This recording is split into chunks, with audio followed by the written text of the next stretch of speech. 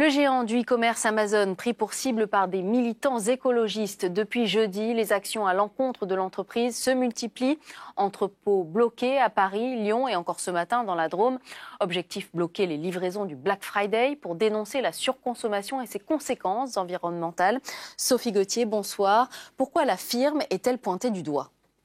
Eh bien, les associations l'accusent d'avoir un effet désastreux sur le climat, notamment en matière d'émissions de gaz à effet de serre. Regardez par exemple, en 2018, rien que sur le Black Friday, près d'1 million de colis ont été livrés à Paris, des livraisons qui sont effectuées par camions, polluantes donc, avec des militants qui rappellent ce chiffre de l'ADEME. 25% des émissions de gaz à effet de serre sont causées par la fabrication et le transport de produits électroniques et textiles. Et puis, ces blocages, eh bien, ils avaient aussi pour but de dénoncer les conditions de travail des employés d'Amazon, notamment dans ces entrepôts, ces vastes entrepôts que vous pouvez voir sur ces images où les employés se sentent anonymisés et au travail avec une cadence de travail très importante. Et puis, selon l'ancien secrétaire d'État au numérique, Mounir Majoubi, Amazon ne créerait pas d'emplois et aurait même tendance à en détruire.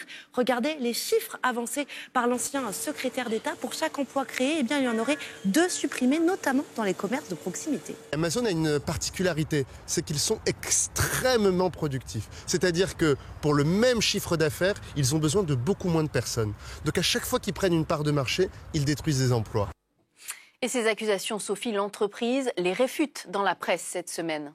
Oui, tout à fait. Le directeur général d'Amazon France, Frédéric Duval, s'est exprimé dans les colonnes du Parisien et il affirme que Amazon permet de donner du pouvoir d'achat aux Français et que l'entreprise, dit-il, est une opportunité pour l'emploi. Le directeur général rappelle ces chiffres, près de 9300 personnes en CDI en France et près de 9000 personnes en renfort, 9000 intérimaires, ne serait-ce que pour la période de Noël cette année. Et puis, sur la question du climat, là aussi, il défend son entreprise et rappelle l'engagement d'Amazon qui vise à atteindre les objectifs des accords de Paris sur le climat pour 2050, ce dès 2040, avec donc 10 années d'avance.